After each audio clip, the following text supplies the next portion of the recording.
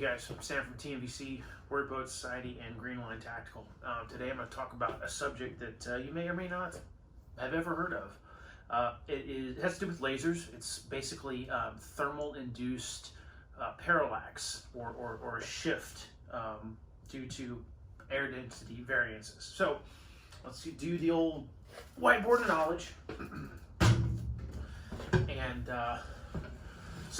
lasers and thermal and air density parallax. Lasers, just like optics, can experience parallax, though it happens differently. The air is like a lens assembly for laser energy, if you didn't know that. As the air temp changes, so does the density. Less dense air can cause thermal shifting as the laser energy is refracted through the varying temperature layers of the air. What does this mean for you? What it means for you is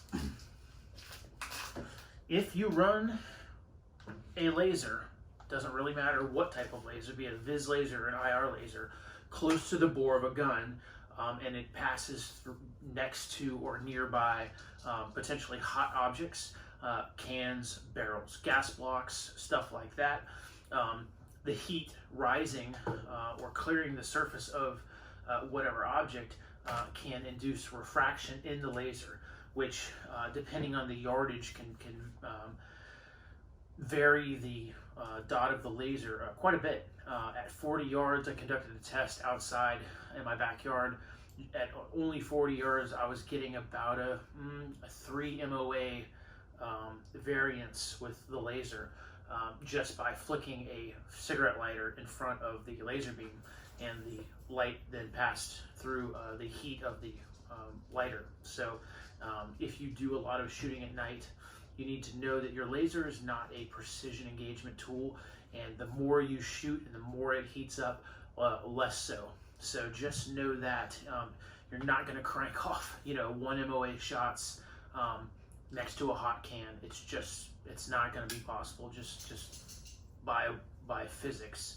So that is laser induced parallax. If you want to test it out, feel free. Just get a cigarette lighter and flick it in front of the laser so that the like about a half an inch to an inch standoff from the front of the laser, and you'll see that laser start to dance around like or walk around like an Alzheimer's patient.